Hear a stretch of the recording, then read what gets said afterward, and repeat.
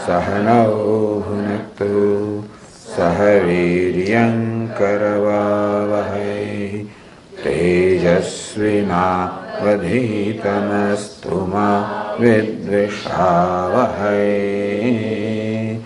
Om Shanti Shanti Shanti.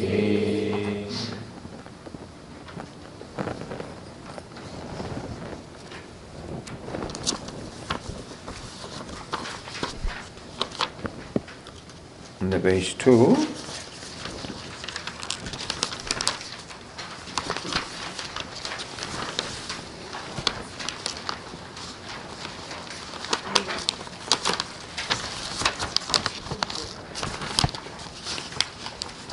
first verse.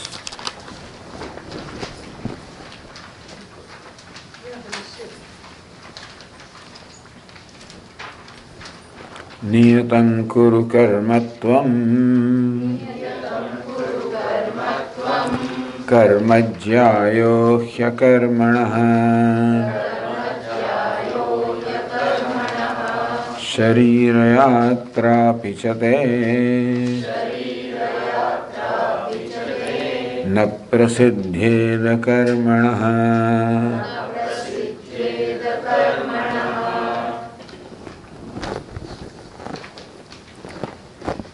Lord Krishna says, karma jyayo hyakarmanaha. Akarmanaha. Rather than abstaining from action, remaining inactive, you are in a given situation, and situation calls for a certain response from you. You know what your duty is in a given situation, and still you choose not to respond. You choose to remain inactive, as Arjuna has chosen in this particular situation. He is the leader of the Pandava side, which represents dharma or righteousness, and they are confronting Kauravas, who represent adharma, unrighteousness. As a Kshatriya leader, it is a duty of Arjuna to protect dharma and resist adharma. In this instance, unless adharma or unrighteousness is eliminated, it is not possible to protect dharma. So protecting dharma or righteousness requires the elimination of the forces which represent unrighteousness. Because if that is not done, then the unrighteous forces will overwhelm and there will be no dharma in the society. And really it is dharma or righteousness that maintains harmony in the society. What is dharma is a right way or appropriate way of responding to a situation. If everybody does what he or she is required to do, meaning that everybody contributes the way they are supposed to contribute, then everybody becomes a contributor, everybody also becomes a consumer. Everybody helps, and everybody becomes helped, because what is duty is to come forward and help, contribute into the functioning of the system. So society is a system, and we are all members to a society, and each one has a role to play, make an appropriate contribution. If each one makes the contribution, then automatically you become the beneficiary of my contribution and I become the beneficiary of your contribution. So thus, by contributing, by offering, automatically everybody's requirement is served. This is a system based on duty rather than rights. The idea is when duty is performed, right is automatically taken care of.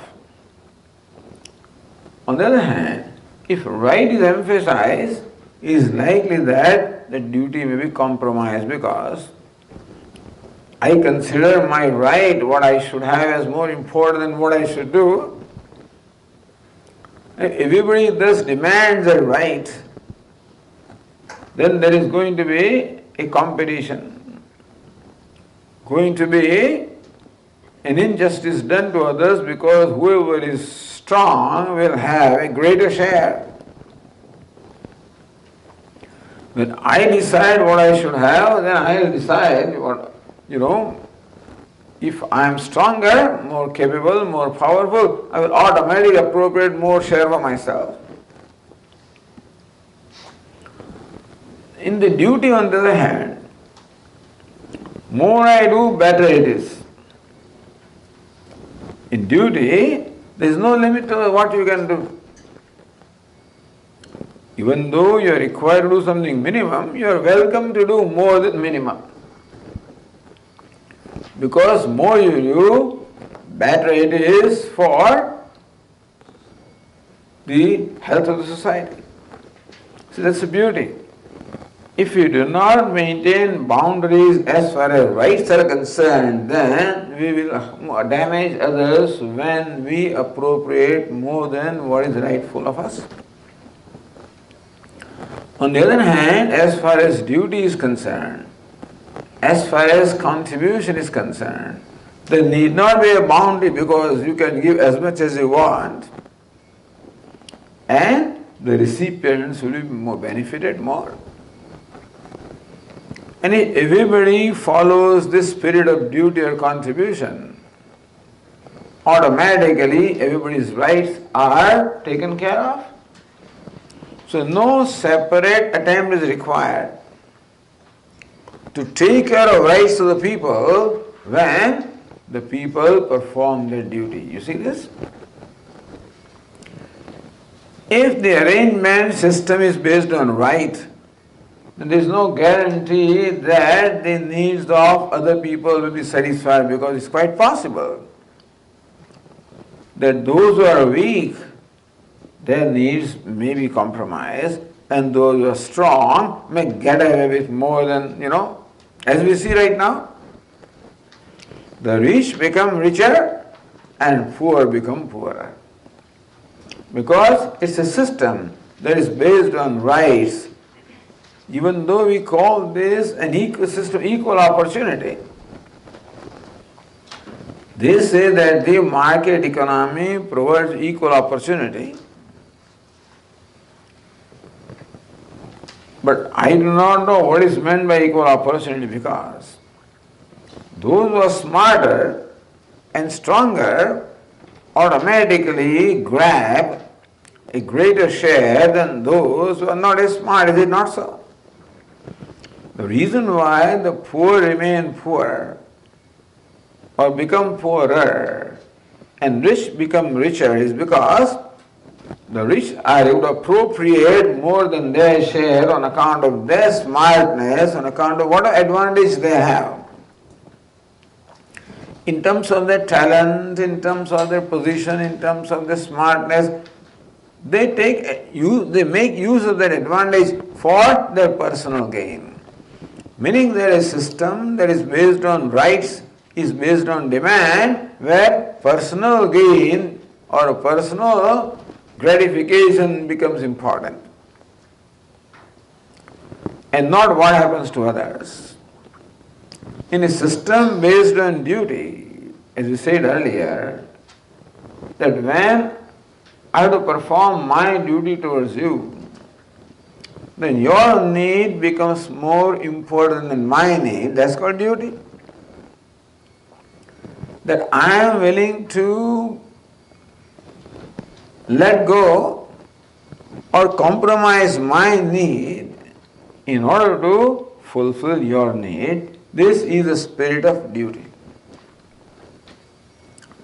And that's called niyatam. So this is what everybody is supposed to do. Nobody can cop out. Vedic system did not allow anybody to cop out. There is a statement in the Veda which says, Yavat jivam agnihotram juhoti. A person should perform the duties as long as person is alive. There is no retirement. Retirement was when you become physically incapable or otherwise become unqualified to perform your duty. Then there is otherwise no retirement. As long as you are able-bodied and as long as you are able to do what you are required to do, so long you must, because the Vedic society is based on the fact that you are already the recipient of the duty performed by the whole universe. All the elements in the universe perform their duty. The earth and water and fire, all they perform their duties. And you already are recipient of the benefit of their duty, that the sun gives you light and energy, you are beneficial. The earth supports you, gives you food, gives you, nurtures you, nourishes you, you are the recipient. All elements of nature, including every atom, contributes. This is how the creation is designed. It's meaning that it is not that the sun or the moon decide to do that. They are programmed accordingly. The whole universe is so programmed that all the constituents of the universe, they contribute. Only human being is not totally programmed because we have a free will. What is free will? Free will is freedom of choice, whether to do or not to do. And even when I decide to do, how to do. That choice, that freedom of making that choice I have. And when there is freedom, it is quite likely that a person may abuse that freedom for his or her personal gain, because there are other forces within ourselves. Unfortunately, there are this negative impulse is called kama, krodha, lobha. Kama means a tendency to indulge. When there is ice cream in front of me, one plate, then second plate, third, this is my tendency to indulge into something that I like. Meaning that the tendency of not maintaining the boundaries when there is an urge for gratification of senses or ego. So kama. When we do not maintain boundaries. Watching TV, no boundaries. Playing games on the internet, no boundaries. Playing games on the cell phone, no boundaries. People do not observe boundaries. I mean, that this kind of freedom to abuse the freedom is given to us.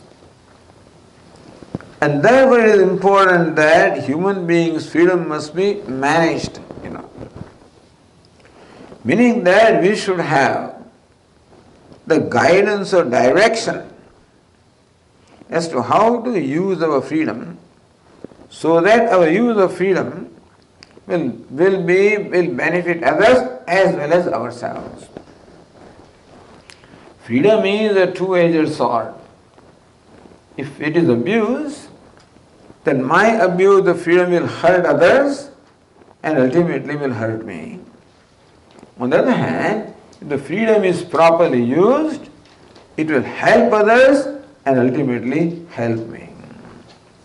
Because it is possible for a human being to help as well as hurt, since both these possibilities are there, the scriptural injunctions are there as to how I should conduct myself in a given situation, so that my response is of the nature of helping and helping others. Because again, the Vedas say that when you help others, automatically you are helped. I help you and you help me. Bhagawad Swami used to tell this story of once upon a time a battle between the devatas and demons, gods and demons. And somebody brokered peace between them, so there was a peace agreement, meaning that the battle was stopped. And they decided to celebrate this peace agreement. So devatas invited all these demons or asuras to heaven for a great feast. And asura demons have no entrance to heaven, understand? But they, by invitation they go. So this is the first time. Indra has a great garden called Nandavanam where all arrangements are done. You can imagine the party taking place in heaven, What kind of music must be there? What kind of food must be there? What? All tables are set up. All the silver, everything is set up very well. So table is like that, I sit across. This is how number of tables are set up. Everybody is seated. And food is served. At that time, a senior devata comes out and says, look, you people are in heaven. And therefore, you have to follow the rule of heaven. What is it? All of you please stretch your right arm. All the asuras were required to stretch the right arm. Arm long sticks were brought and their arm hands were tied. Second rule is that here you should only eat with your right hand and not with left hand. Your right hand is already tied. For eating the food, you take the food in your plate and you bend your arm and put the food in your mouth, then only you can eat. But thus when your right arm is just tied with a stick, how can you eat? So all food is served, their mouth is watering, they are ready to pounce upon the food, and this is done. And then the prayer is chanted. It says, now you can commence eating. So these devatas are extremely upset and they are angry because have you invited us to make fun of us, humiliate us? Going to abort, the battle was about that they were going to pull their swords. And one of the older asuras says, calm down, there must be some reason. Then he had a bright idea. Says, yes, since our arms are tied, certainly we cannot bend the arm and take the food from the plate and put it in our mouth. You can do this, that you can take food from the plate of the other fellow and put it in his mouth. Yeah, that we can do. So now today was a very novel way of eating. Eating by feeding, you follow? Each one started feeding the other fellow. When you feed somebody, and when he likes a certain item, you put it in your mouth, you can see a joy on his face, and that encourages you to give more. Like all Indian hostesses, when they see that their guests are enjoying food, then they come and, particularly in Gujarat. And there is a region of Gujarat called Saurashtra.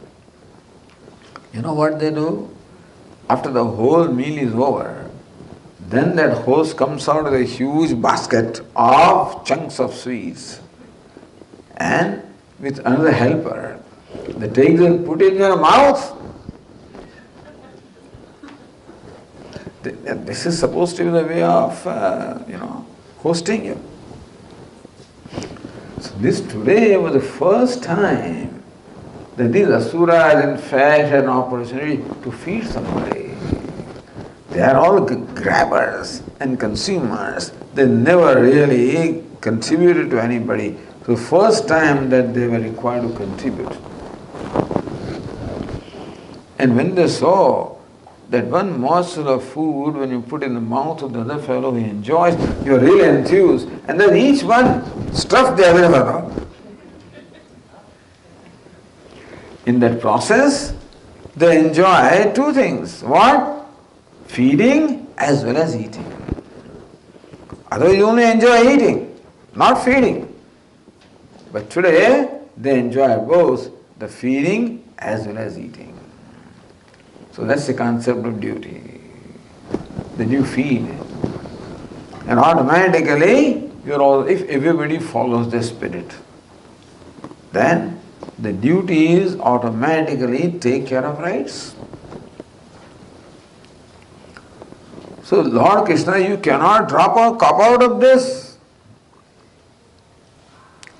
So says Niyatam Kuru Karmatvam. Arjuna, may you perform your duty. Duty means doing what is right in the spirit of offering. Not only doing what is right, but in the spirit of offering. So it says Niyatam Kuru Karmatvam. What should I do? Well, in every situation there is always a right thing to do and the right way to do. The right time, the right method, and the right activity. That's called the Niyatam Karma, duty. Meaning that in every situation, each one of us has to play a role. You may be father, you may be mother, you may be son, you may be daughter, you may be master, you may be servant, teacher, student. In every situation we play a role. And there is always an appropriate way of playing that role. Like when you are playing a role in a play, there is always a script according to which the actors have to play the role.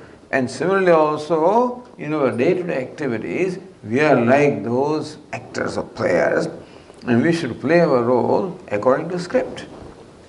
What is script? The script is called dharma, it's called duty.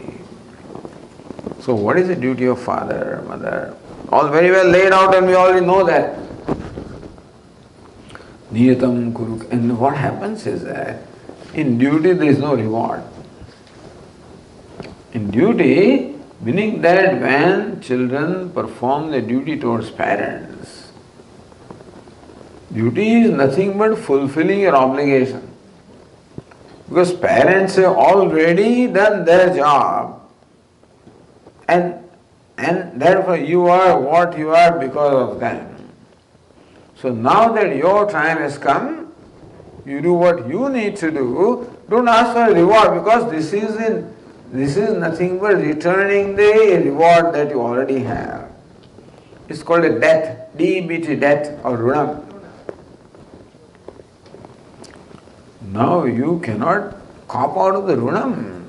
You are the beneficiary of what everybody did. Now I'm not going to do. What do you mean you are not going to do?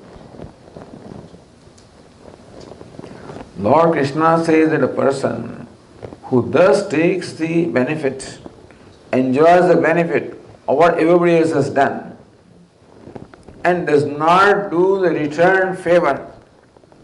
What is duty? Duty is an action performed in the spirit of returning the favor. When I think about my life, I realize that I am receiving so much favor, as I say, from all the elements of nature, from the whole society. It becomes my duty, therefore, to return the favor. So meaning that when we perform our duty, we are not obliging anybody, this is nothing but returning the obligation that we have already received. That's the spirit of duty. Niyatam Kuru Karmatvam. What does it do to me, Swami? How does it help me? This spirit of doing something for other, does it help me? Yes, it helps you. You know what it does to us? It brings about our inner growth. It brings about emotional growth, brings about what we call emotional maturity.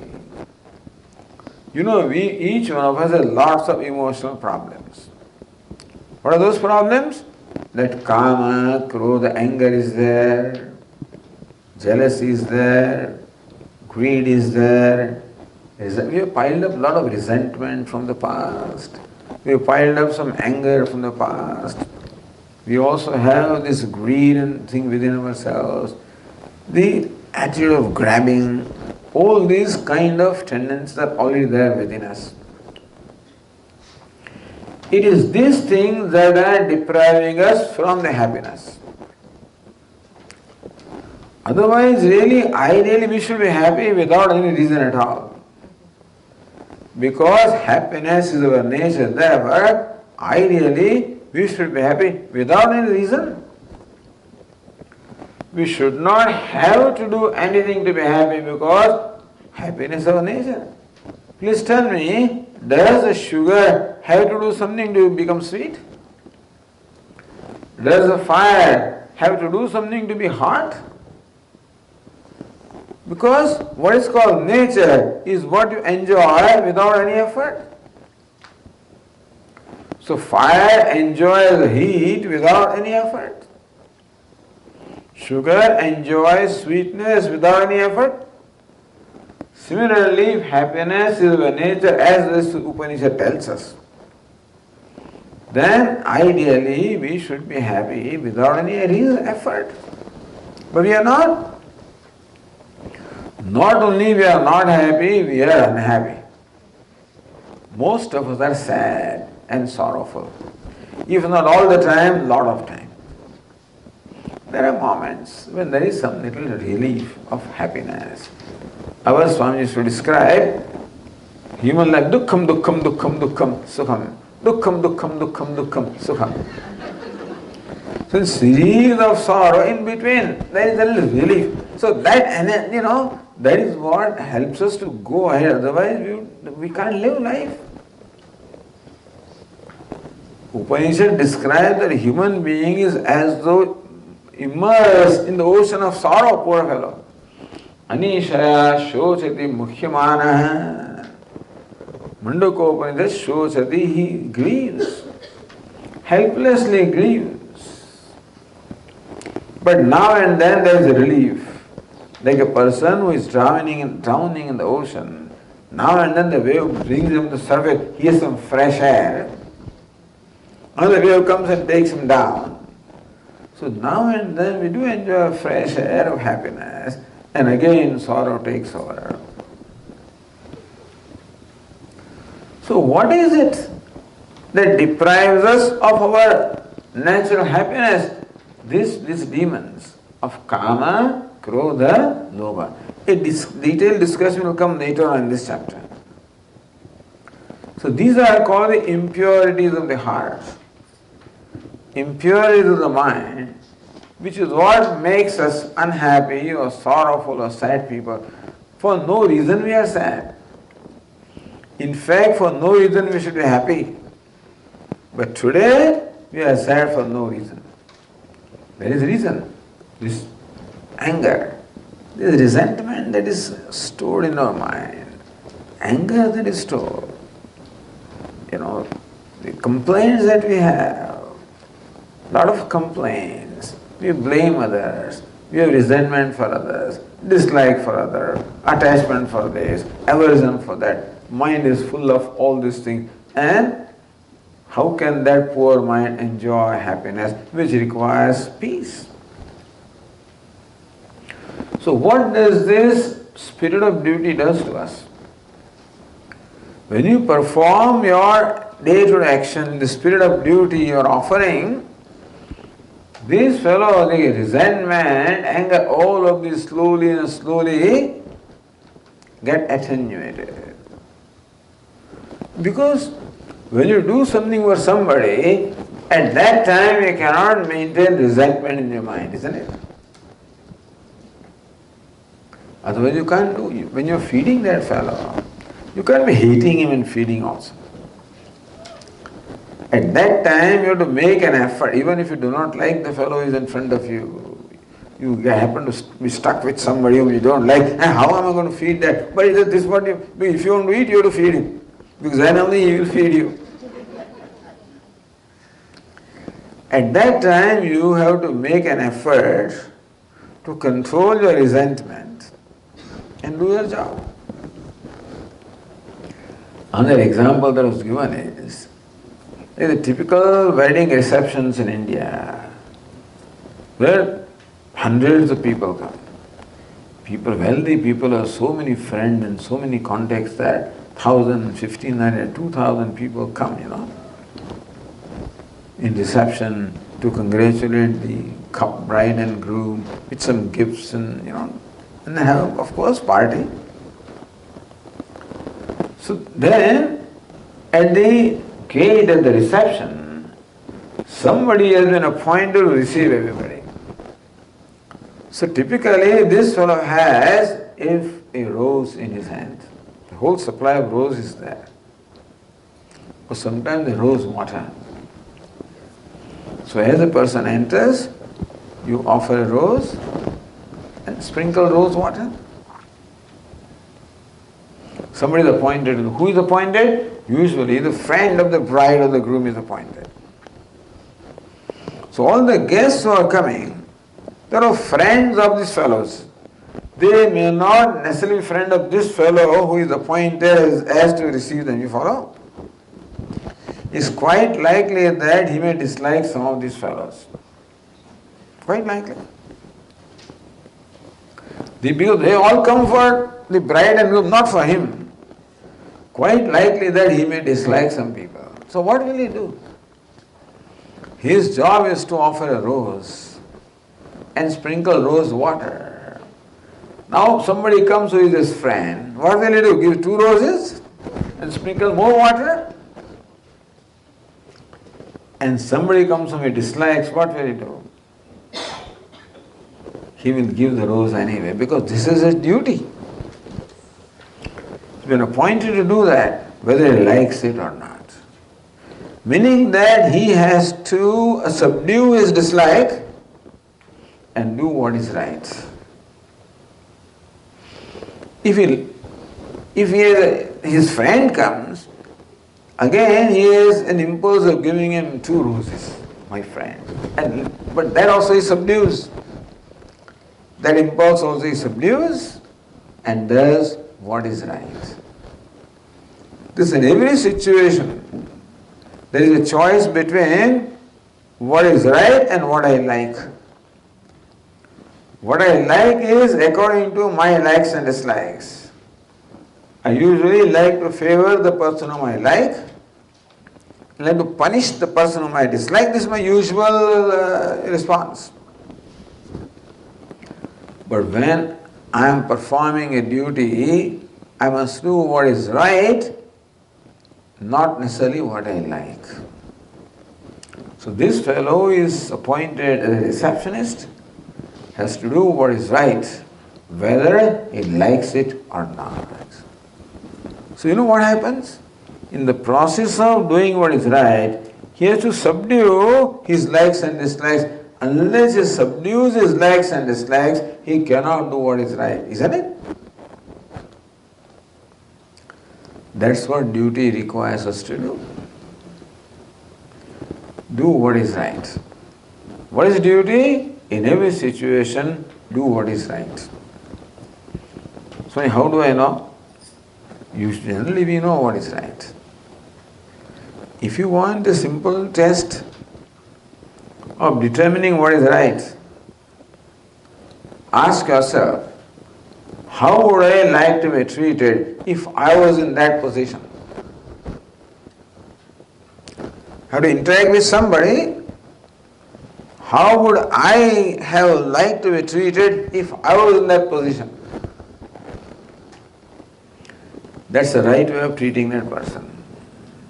Meaning, Lord Krishna says, Atmopamyena sarvatra samam pashyati yojana sukham vayadiva dukkham sayogi paramo mata. A yogi is defined by Lord Krishna.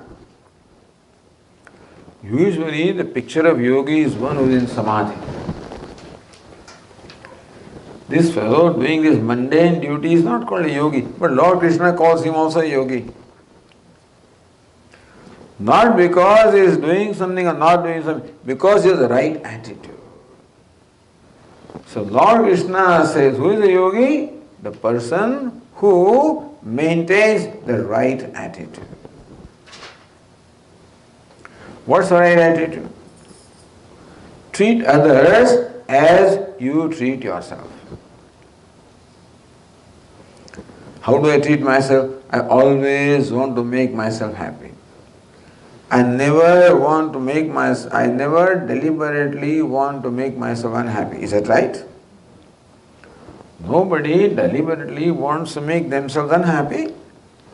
Everybody wants to make themselves happy. Now, sometimes in the process of making ourselves happy, we make ourselves unhappy. It's a different thing. But at least our desire is to make ourselves happy. So do it to others also. Meaning that treat others to make them happy. And treat others in a manner that they do not become unhappy. That's a big deal, not easy. You know, when a married couple would come to our Swamiji and ask our Swamiji, what is our duty, Swamiji? Swami would give them a simple rule. The duty of husband is to make the wife happy. And duty of wife is to make the husband happy. That's a roller coaster, I tell you. It's not. The simple thing is, put them on a roller coaster. Let us see what happens to them. Because it is not easy to make somebody happy. But then we can ask ourselves, when do I become happy? When you do what I like, I become happy. And do not do what I do not like. When you do what I like and not do what I do not like, then I'm happy. So if I want to make you happy, simple. I should do what you like and refrain from doing what you don't like. Simple, isn't it? The problem comes when what you like is what I dislike. That's when the problem comes. That to make you happy, I should do what you like. But suppose I dislike that, then what? Or if I refrain from doing what you dislike, but suppose I like that, then what will you do? Husband likes Kerala. Husband likes bitter gourd, and his wife doesn't like. So she would never cook bitter gourd. That fellow would ask, I think it's bitter gourd season, how come you don't have it? Says, no, I went to market, I didn't get it. So some excuse he will give her, but never cook because she didn't like it.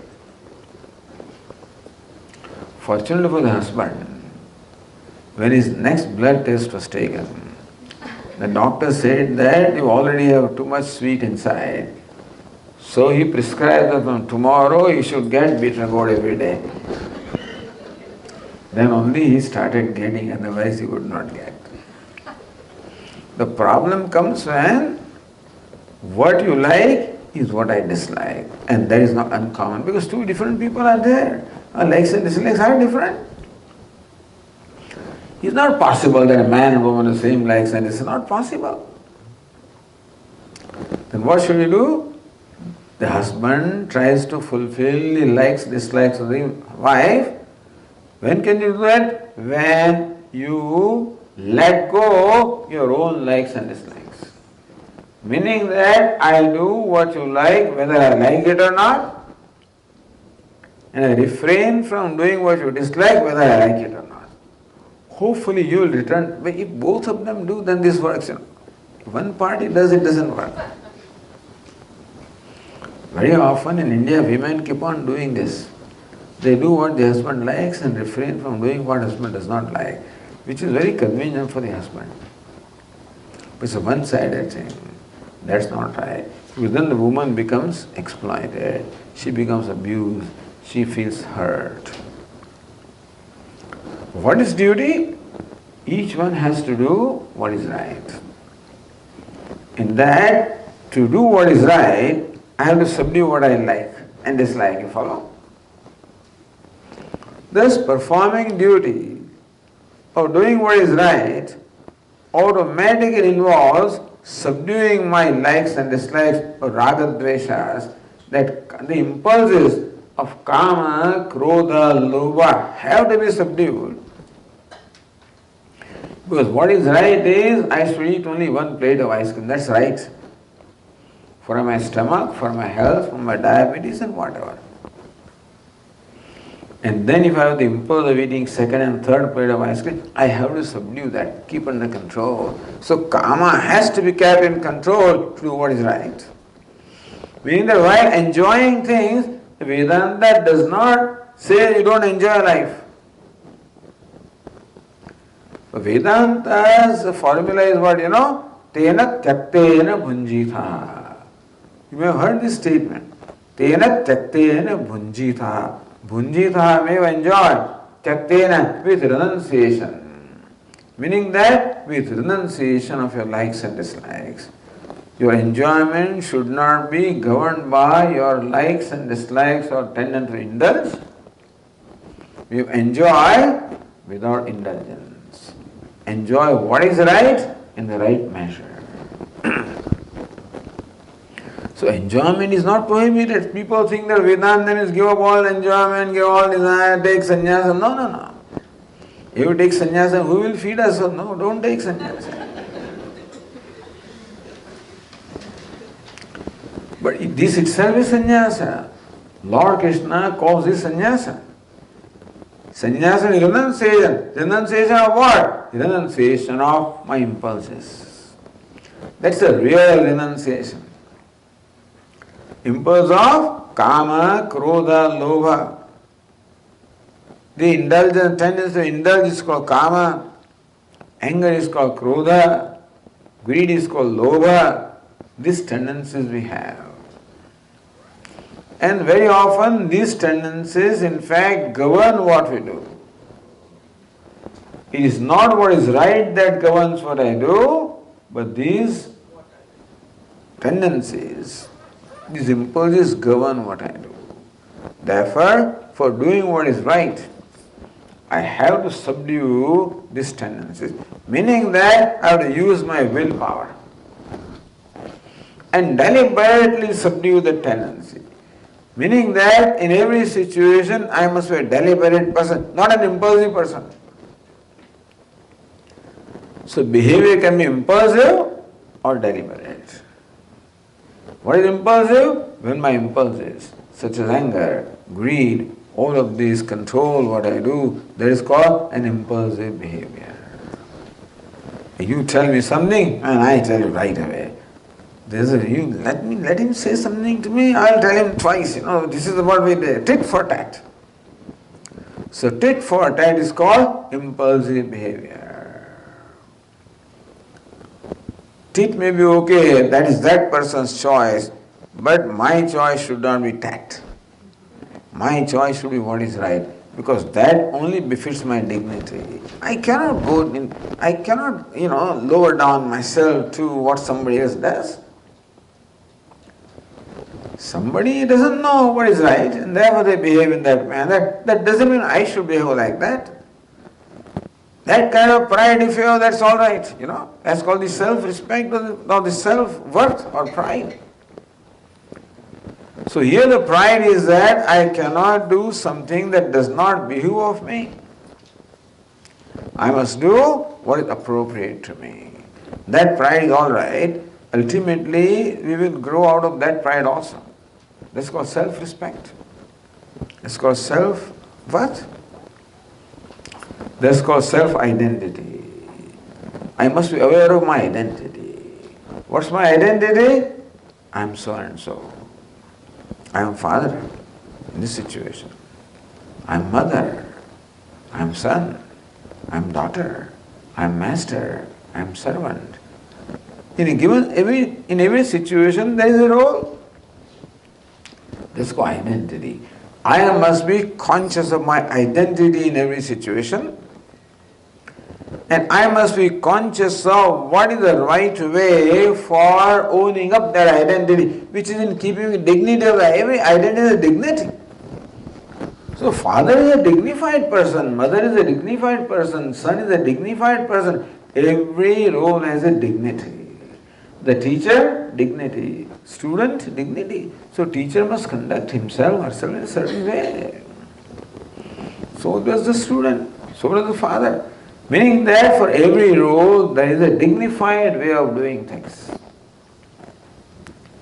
And that is called duty when I have a commitment to act in a dignified manner that befits that role. That's called doing right. That is why in Vedic culture we are given identity. In other cultures also they do. But what we call samskara, you heard this samskara, the rites of passage. Like Upanayana giving this sacred samskara.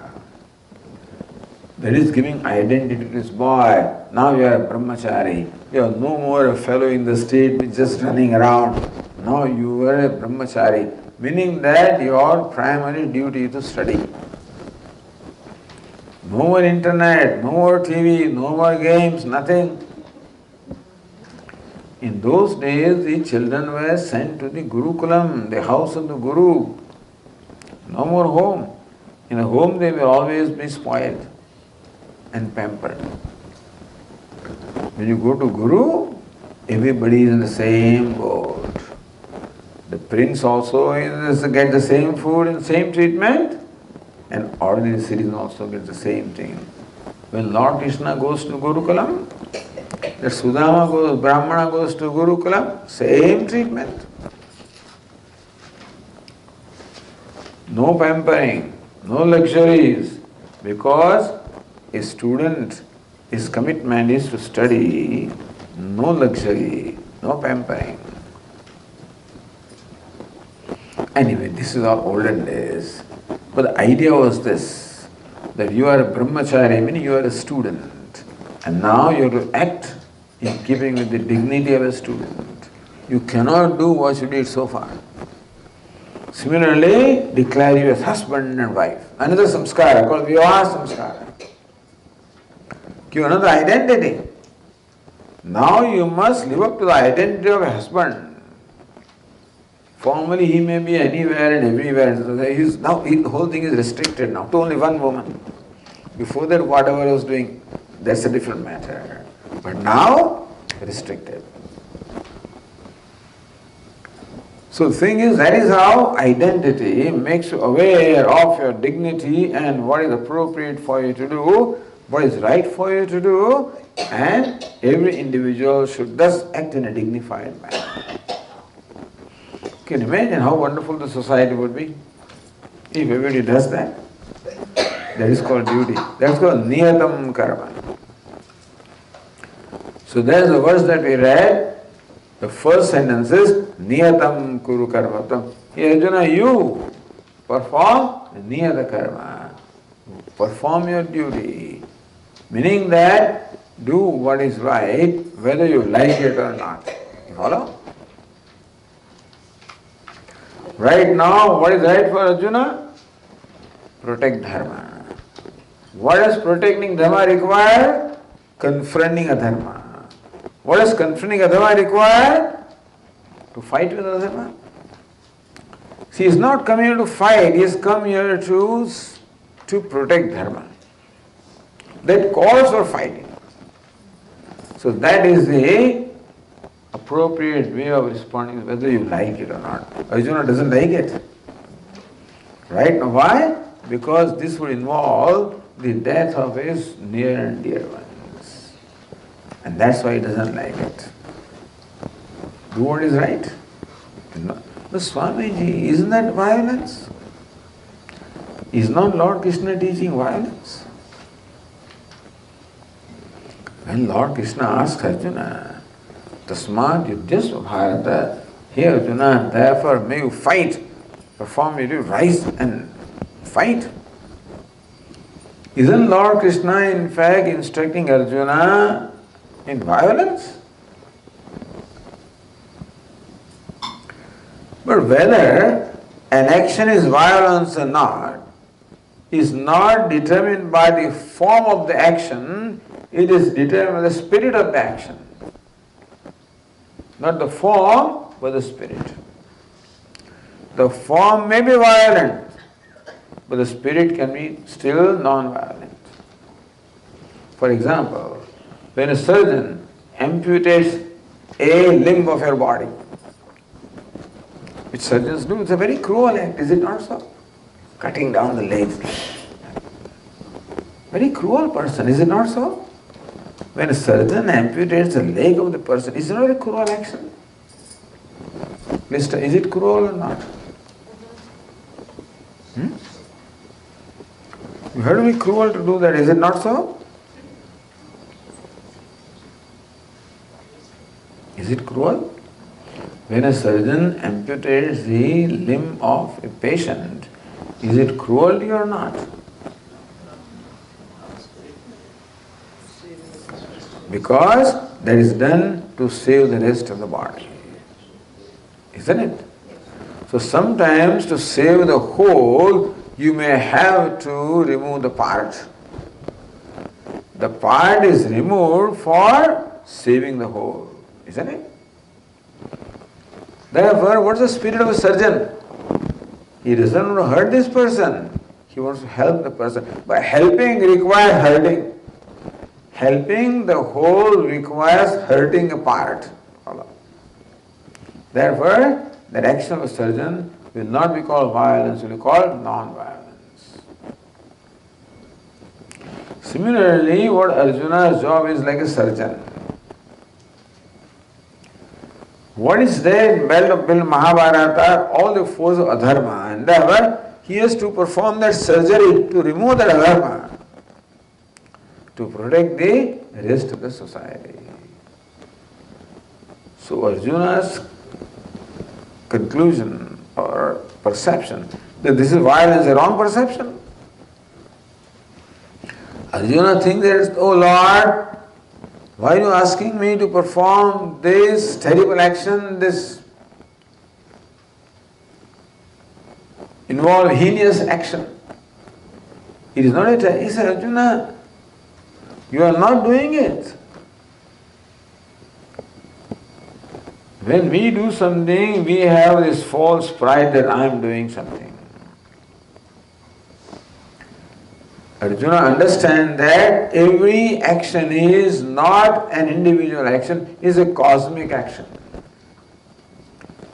The whole cosmos that has created a situation which is called the Battle of Mahabharata. Not Arjuna alone. Arjuna feels guilty that I am killing these people. Understand that you have not come because of your volition, you come because that's how the whole thing is created by the universe, by the infinite wisdom.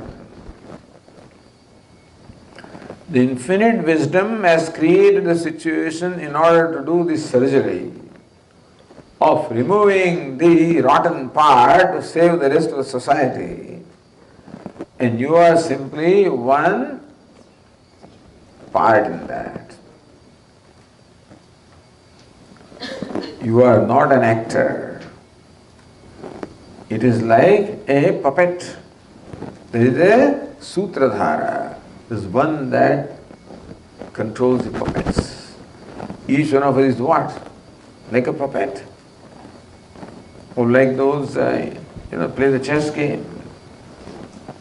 So, but camel is placed here and elephant, he doesn't do that. Somebody else does it. Meaning that in the ultimate sense, we may think that we are doing it, but understand that it is not we who do, it is the whole situation is created by the infinite wisdom, and then alone I have an opportunity to do something. Otherwise, how can I do, or how can anybody do anything unless that whole situation is created? Is it not so? Even for you and I to perform our day-to-day activities, when can we do that? When all the necessary ingredients of performing that action are created for us. Is it not so? You people have chosen to come here. Do I have any control over that? And I have chosen to come. Do you have any control over that? But something inspired you to come here, something inspired me to come here, and that is how this setup is there. Is it not so? So therefore to have a pride that I am doing something and it's because of me that is all stupid. So it is pride or arrogance that makes Arjuna feel that I am doing this and I am guilty. The sense of guilt comes because of the pride, because of ego. Sense of guilt also is a result of ego. This very often, when a near and dear one passes away, the people who are very close, very often they feel guilty. They say, Swamiji, my mother passed away. I wish I had done this. I wish I had taken her to this doctor. I wish I had taken her to this hospital. I wish I had given her this medication. I wish I had done this. And there is not only the pain of losing the person, but further pain of guilt. How can you say, I should have done something? You are saying in hindsight now, it's like Monday morning quarterbacking, But when you are playing, you did the best that you could do, is it not so? Did you throw your ball for losing the game? No, it was for winning the game. That is how you thought was the best way to do. Similarly also, whatever you do when your mother was being treated was best as you thought at that time. And the infinite wisdom made you do. So to say, I should have done this, when can I say I should have done this? When you're omniscient. If you know everything, then only you know what is right and wrong. But with our limited knowledge, with our limited power, we cannot insist that I should be right every time. And who says you are not right? Who says she should not have passed away? Why do you insist? That must be right for her. And what should do was right for the whole thing. So guilt also is because I take too much responsibility upon myself. Lord Krishna says, Karmanyavadikaraste. May you take responsibility, but not over responsibility. We should take responsibility for what we control and not for what we cannot control. We have limited knowledge, we have limited power, and therefore we have limited control. We can only take responsibility to that extent. We cannot take responsibility for what we cannot control. So simple statement is, Karmanyavadikaraste ma phaleshu kadachana. You have the freedom to perform your action or make an effort. You have no freedom to determine the outcome of the action. Therefore, you should not take responsibility for outcome. Take responsibility for effort. So therefore, Lord Niyatam Arjuna, do what is right for you to do. Meaning that your arguments of why you should not do this are all wrong. Number one, you know what is right to do and still you do not want to because you don't like to do. You have to overcome your likes and dislikes and do what is right. Arjuna felt a sense of guilt that I will be killer. Hey, you are not, because you are just one of the puppets. It's the infinite wisdom that is doing everything. We are just one of the puppets.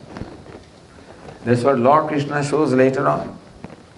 When Lord Krishna shows the cosmic form, when Arjuna sees that the soldiers of both the armies are walking into the mouth of Lord Krishna, the mouth of the jaw of death, he is frightened to see this. Oh Lord, why are you displaying this terrible form? He says, Arjuna, understand that I am here, I am death. I have taken now the form of death, Kala. I am here to devour all those fellows who are here in both the armies, and nobody is going to be saved whether you fight or not. You decide. If you want to fight, well and good. Don't want to fight, no, I have already decided what to do. In fact, I already consumed them. So, you take the credit. I have in fact appointed you. Tasmad Yasho Labhasva. Yes, therefore Arjuna, you get yashas or the fame, the credit that Arjuna fought the battle, Arjuna conquered, Arjuna won the battle.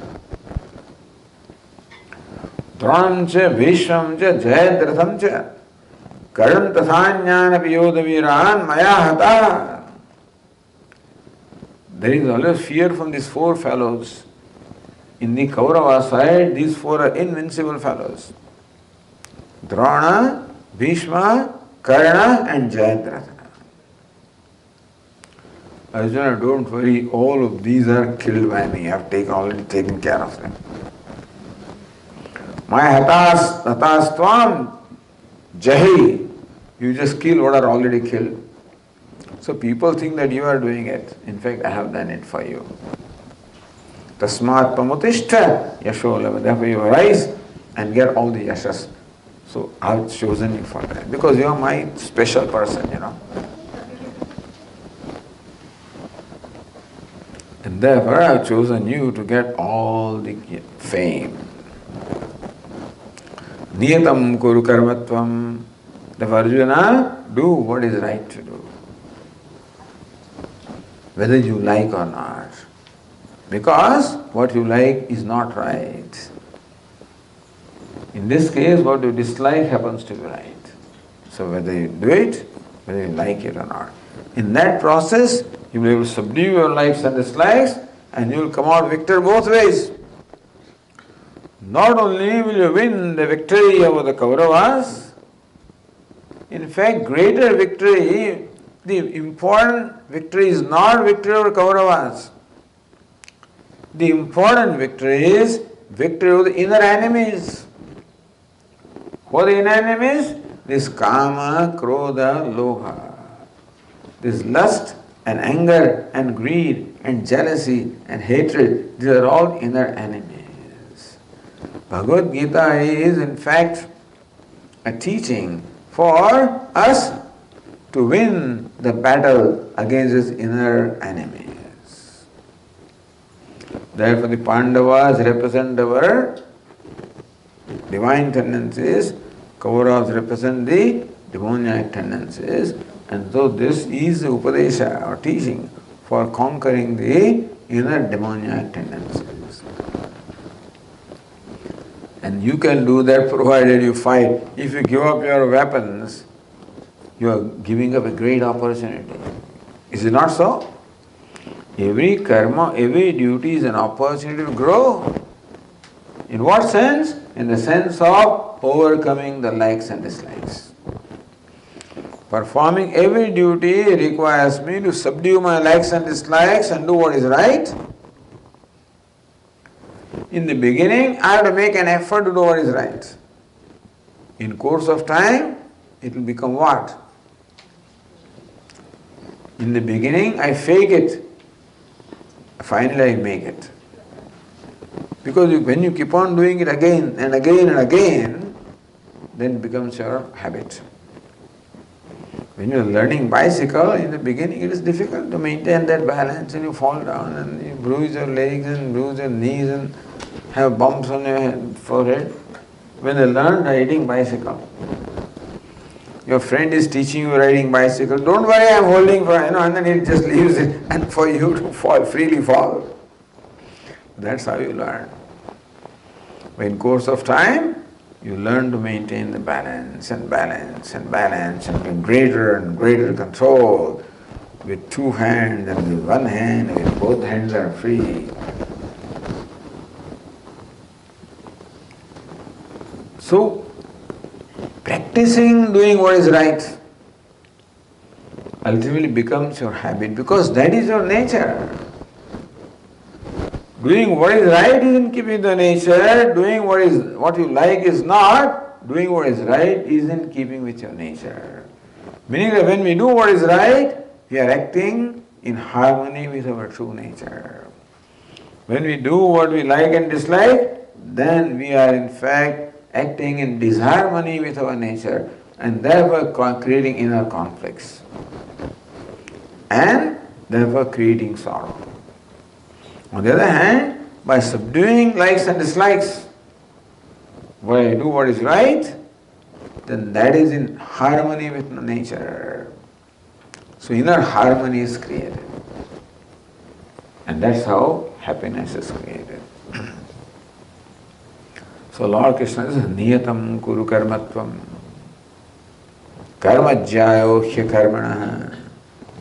Doing your duty is at any rate better than remaining inactive, because doing duty is your opportunity to grow in happiness and perfection.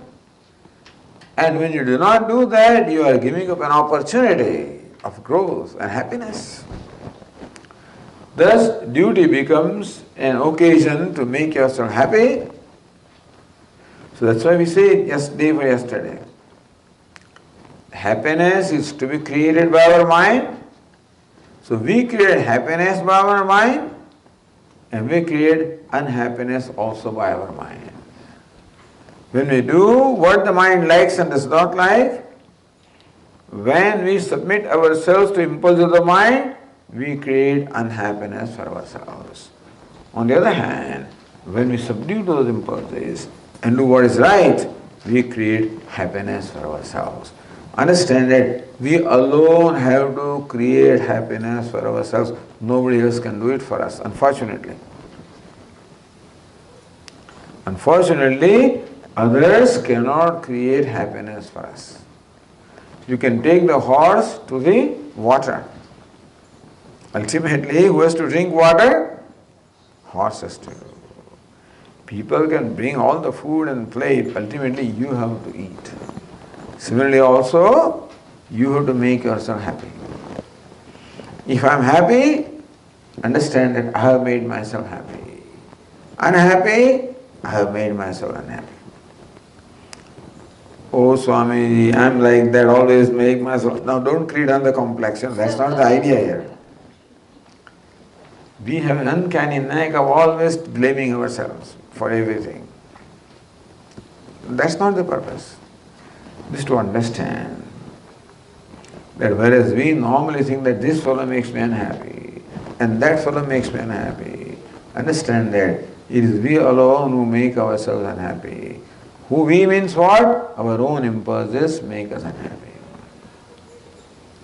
And conquering those impulses is what makes us happy. That's a real victory. That's a battle that we have to win. Even though Lord Krishna helped the Pandavas to win the battle of Mahabharata, the Bhagavad Gita is a teaching to win the inner battle. And Lord Krishna says that first win the inner battle before you engage in the outer battle. So Lord Krishna says, Sukha dukkhe samekrutva labha labho jaya jayo tato yuddhaya yujyasva naivam papam avapsase.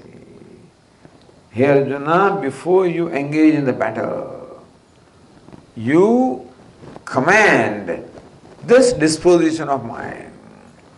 What is the disposition of mind? Jaya jayo. That victory and defeat are both equal to you. Labha labho, gain and loss are equal to you.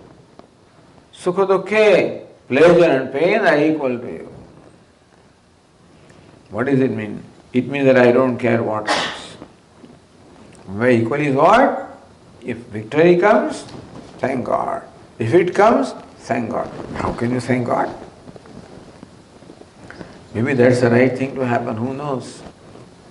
Are you always sure that if our desire is satisfied, that's the right thing for us? Do you know that? We think that when our desire is satisfied, that's the right thing to happen to us. But do we know? Today I may feel happy because my desire is satisfied. But do I know what effect this event will have in my life 5 years from today? If we look back at our past and ask ourselves, if all my desires are satisfied, where would I have been? It is only good that so many of my desires are not satisfied. Then only I am where I am. Otherwise I would have been someplace else. Because at different times I wanted different things. I didn't get them. I didn't get admission in medical school, so I had to go to engineering. What can I do? I couldn't get admission in this kind of thing, so I had to go to that engineering. And then I had to settle for whatever I got. Settle with whatever job I got. Settle with what? And that ultimately pushed me to where I am today. What I am saying is that, who knows? If those days my desire, suppose I become a millionaire at that time, maybe my life would have been different from what it is today. Is it not so? Who knows whether, if my desires were satisfied, that would be necessarily good for me? No. And therefore, we leave it up to judgment of infinite wisdom. In every situation, the outcome is decided by infinite wisdom. It is I who brands that outcome as favorable, unfavorable. That's my personal projection or my personal branding. I call it success and I call it failure. I call it gain, I call it loss. Who knows? Therefore, Lord Krishna says it's always success. Whatever happens is success. Suppose you say that. So we change your definition. Whatever happens is called success. Then you will never fail. Whatever happens is a gain. Whatever happens is good. You can never go wrong. And that is so because whatever happens is determined by the infinite wisdom. What I say is right and wrong is determined by my limited wisdom. What happens is determined by infinite wisdom. So it's better and really, more practical to accept the judgment of infinite wisdom rather than judgment of my small limited intellect. Is it not so? So Lord Krishna says, before you fight the battle, prepare your mind to accept gracefully what the infinite wisdom decides. Let infinite wisdom decide whether you will win or lose, not you. Whether you will gain or lose, but that will be decided by infinite wisdom and gracefully accepted. Then there is no problem. Arjuna is not willing to accept the unpleasant, that is his problem. He wants outcome to be pleasant to him. He wants outcomes to be such that all mine near and dear must be saved. How can you do that? You can't, that can't be battle. These two things cannot go together. So infinite wisdom has decided that should be this battle. Infinite wisdom has decided that you are here to fight this battle. And infinite wisdom will decide what the outcome will be. You surrender yourself to infinite wisdom. That's called surrendering to God. Yeah? Surrendering to Ishvara is surrendering to the infinite wisdom. Niyatam kuruka. With that understanding, you do what is the right thing to do. Karmajjayo hya karmana. Doing is any time, any day better than not doing, because in doing you have the opportunity to grow, come closer to Ishvara. Because in doing what is right, some trust is always involved. Trust in infinite wisdom. Trust in Ishvara. That He has placed me in this situation. He has created and He wants me to respond in this manner. Okay, I'll do as you say. Karishye vachanam tava. I'll do what you want me to do. And there is a lot of shraddha involved, a lot of faith involved. Not an ordinary thing. Not possible for people to really accept infinite, that judgment, infinite wisdom. I don't care what infinite, I want what I want. But who is a bhakta? Who is a devotee? One who accepts the judgment. Ishvara, infinite wisdom is Ishvara. Using the word God, I use infinite wisdom. Every moment, infinite wisdom creates things. And therefore, accept that judgment. Surrender to that. It is in your own well-being. Karmajjayo hya karmana. The second line says, Sharirayatra pichate na prasiddhyet akarmana. Here Arjuna, if you remain inactive, if you become lazy, inactive, then even your body also will not be sustained.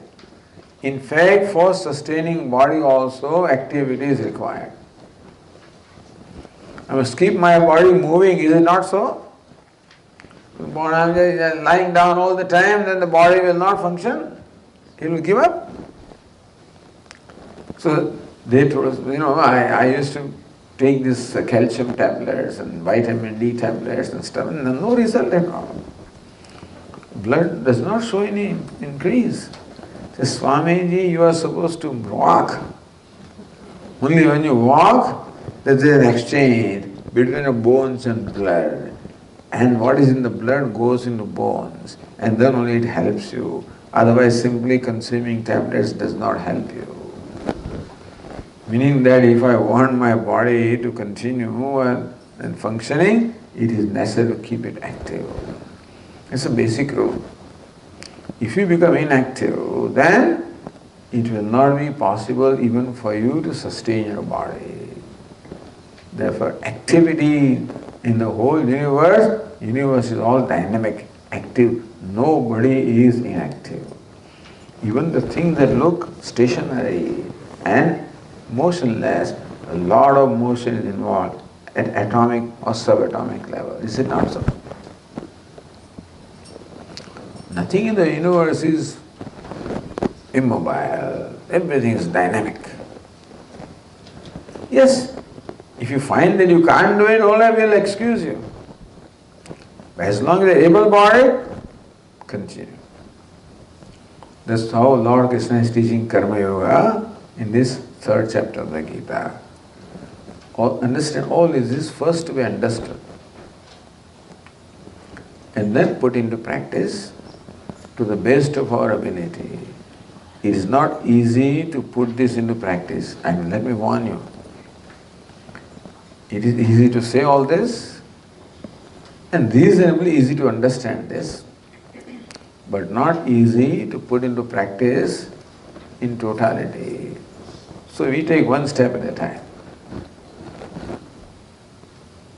and do what is right as best as you can. And slowly you gather more and more courage and strength. Because doing what is right not only requires doing, it requires inner strength, requires the strength of willpower. Willpower is required. Inner strength is required. The strength to put up with pain is required. Because doing right is usually painful. Doing convenient is avoiding pain. And doing right generally involves pain. And usually we always want to avoid pain and never do what is convenient. Doing what is right, more often than not, involves some discomfort, pain. But that is short-term pain and long-term gain. Doing what is convenient is short-term gain, long-term pain. Because pain always catches up with us. We avoid pain, it will catch up. When I was young, they told me, Swamiji, I was not Swami that time, they said, you better wake up at 5 o'clock in the morning, go running, do exercise, do pranayama. Who does that? You like to sleep 7 o'clock, 8 o'clock. Short-term gain. When I was 45, then I had some catch here and some pain there. Knees are paining, back is paining, this is paining, that is paining. Long-term pain. Short-term, one choice is short-term gain, long-term pain. There is doing what is convenient, doing what I like. What is right may involve short-term pain, but long-term gain. It's a choice. But as I said, it requires us to have inner strength. Do what is right because at least it involves short-term pain. And therefore we should be willing to put up with that pain, discomfort, some kind of a sacrifice, some kind of a letting go. Unless you let go, it's not possible to do what is right. I can't hold on to everything and all my demands and expectations and this and then I have to let go. Which is difficult. Why? The ego makes it difficult. Usually what comes in the way is ego, our strong likes and dislikes. Anyway, but once we understand the whole scheme of things, then we know how we should live our life and what we should be doing, and slowly move in the direction of doing what is right. In course of time we'll be able to do spontaneously what is right, then you won that battle. A deliberate person becomes spontaneous ultimately. An impulsive person will never become spontaneous. He will always remain impulsive. Deliberate person slowly becomes spontaneous. I said deliberately what the way I should do, then in course of time that will become a habit. Spontaneous person is a wise person. So this leads us in the direction of wisdom, which is the ultimate success in life. Okay. Om Purnamada Purnamidam Purnat Purnamudachyate Purnasya Purnamadaya Purnameva Vashishyate. Om Shanti Shanti Shanti. Hari Om. Shri Gurubhyo Namaha. Hari Om.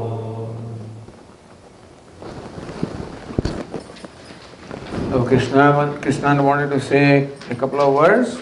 Please bear with us for a few moments.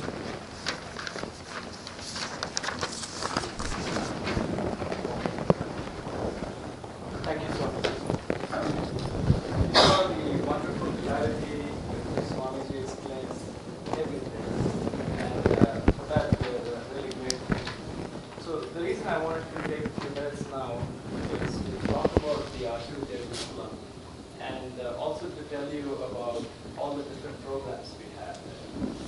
The year-round programs is. You want to speak into this microphone here?